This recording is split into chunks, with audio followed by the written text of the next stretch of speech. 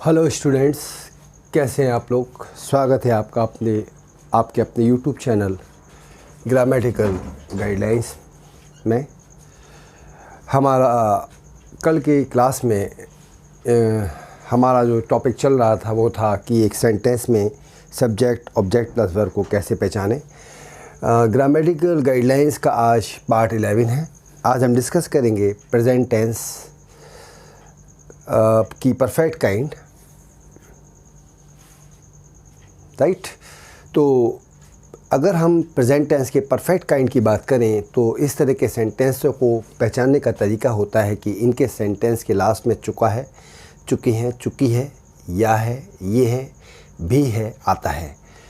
कार्य का पूर्ण होना वर्तमान में पाया जाता है।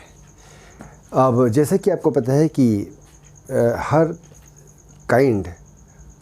काइंड में 3 तरह के सेंटेंस होते हैं। अफर्मेटिव, जिन्हें पॉजिटिव सेंटेंस कहा जाता है, इंट्रोगेटिव और निगेटिव। अफर्मेटिव और पॉजिटिव सेंटेंस को जब हम फिल आउट करते हैं, बनाते हैं, तो उसका रूल होता है he, she, it and singular noun के साथ has plus third form of verb use करते हैं। क्या बताया students? He, she, it and singular noun के साथ has plus third form of verb use करते हैं। You, we, they and plural noun के साथ have plus third form of verb use करते हैं। आई के साथ have plus third form of verb use करते हैं। अगर हमारा सेंटेंस निगेटिव सेंटेंस है तो he, she, it and singular noun के साथ has not plus third form of verb use करते हैं। You, we, they and plural noun के साथ have not plus third form of verb use करते हैं।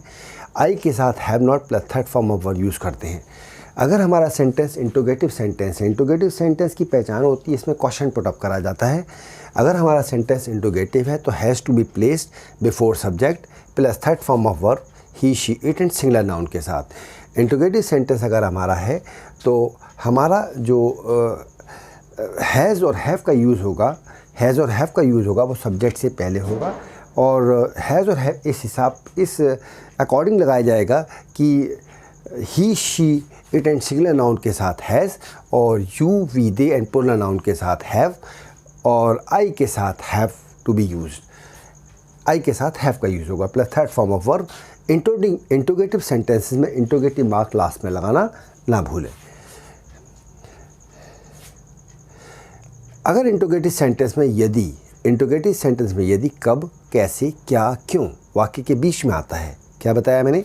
कब, कैसे, क्या, क्यों वाक्य के बीच में आता है तो उसे सबसे पहले लिखते हैं, और उसके बाद have, has plus subject plus third form of verb use होती है। प्रेजेंट परफेक्ट टेंस के वाक्यों में फॉर और सिंस का भी प्रयोग होता है। प्रेजेंट परफेक्ट कंटिन्यूअस में फॉर और सिंस का प्रयोग भी हो सकता है। समय बिंदु अगर पॉइंट ऑफ टाइम है तो उसके लिए सिंस, और अगर समय की अवधि है यानी पीरियड ऑफ टाइम है तो उसके लिए फॉर का प्रयोग किया जाता है। पॉइंट ऑफ टाइम मतलब सुबह से, जैसे मैंने कहा सुबह से, तो यहाँ सिंस यूज़ होगा, सिंस मॉर्निंग होगा, 7 बजे से सिंस 7 o'clock, 1980 से तो सिंस 1980। ये हो गया point of time. Point of time का मतलब क्या होता है? पॉइंट ऑफ टाइम का मतलब हो गया हमारा समय बिंदु, पॉइंट ऑफ टाइम। और समय की अवधि यानी पीरियड ऑफ टाइम के लिए, जैसे 2 घंटे से फॉर 2 hours, 10 साल से फॉर 10 years, वहाँ फॉर का यूज़ होता है। कितने प्याले के लिए हाउ मेनी कप्स, कब से के लिए हाउ लॉन्ग्स, कितने प्रश्न के लिए हाउ मेनी क्वेश्चंस। यदि इंट्रोगेटिव सेंटेंस निगेटिव भी है तो मुख्य क्रिया से पहले नहीं के लिए नॉट लगाते हैं। जैसे वे दिल्ली क्यों नहीं गए हैं, why have they not gone to Delhi. तो जैसा कि मैंने आपको बताया था कि ग्रामेटिकल गाइडलाइंस में मैं इंग्लिश से रिगार्डिंग आपको गाइडलाइंस प्रोवाइड करता हूं, क्योंकि इंग्लिश के लिए सबसे इम्पॉर्टेंट चीज़ होता है ग्रामर में स्ट्रॉन्ग कमांड होना। वैसे तो जब आप फ्लुएंट इंग्लिश में किसी से बात करते हैं, कम्युनिकेशन की बात करते हैं, तो कम्युनिकेशन में जो ग्रामर का यूज़ होता है वो सिर्फ 10 से 15% के बीच होता है, लेकिन ग्रामर का स्ट्रॉन्ग होना भी ज़रूरी है। ग्रामर स्ट्रॉन्ग होने से आपको हेल्प मिलती है। और सबसे ज़्यादा इम्पॉर्टेंट जो इंग्लिश में सबसे इम्पॉर्टेंट चीज़ है वो होता है ईडियम्स, और बाकी पार्ट ऑफ स्पीच भी हैं, वो भी इम्पॉर्टेंट है। लेकिन जहाँ तक हमारा कम्युनिकेशन स्किल्स का क्वेश्चन क्रिएट होता है, वहाँ पर आपका ये मैटर करता है कि आपका थॉट प्रोसेस कैसे काम कर रहा है। अगर आप किसी भी चीज़ को इंग्लिश में इंग्लिश में कन्वर्ट कर पा रहे हैं, आपका थॉट प्रोसेस उस चीज़ को इंग्लिश में अडॉप्ट कर रहा है, और आपकी सराउंडिंग ऐसी है, आप जिन लोगों के बीच में बैठे हो वो लोग, ज़्यादातर लोग उसमें इंग्लिश बोलते हैं, तो आपके लिए इंग्लिश को सीखना इजी हो जाता है।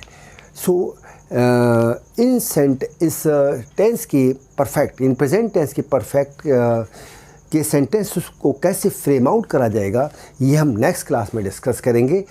और नेक्स्ट क्लास में मैं आपको बताऊंगा कि प्रेजेंट टेंस परफेक्ट काइंड में अफर्मेटिव या पॉजिटिव सेंटेंस, नेगेटिव सेंटेंस और इंटरोगेटिव सेंटेंसेस को कैसे फ्रेम आउट करा जाता है।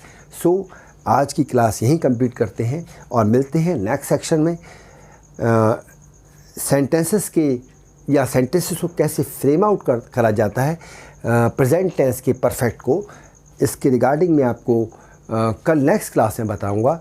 सो तब तक के लिए चैनल को लाइक, शेयर एंड सब्सक्राइब करना ना भूलिएगा, क्योंकि ये आपका चैनल है ग्रामेटिकल गाइडलाइंस, और बेल आइकन को दबाना ना भूलिएगा ताकि आपको लेटेस्ट अपडेट्स इस वीडियो के रिगार्डिंग मिलते रहें।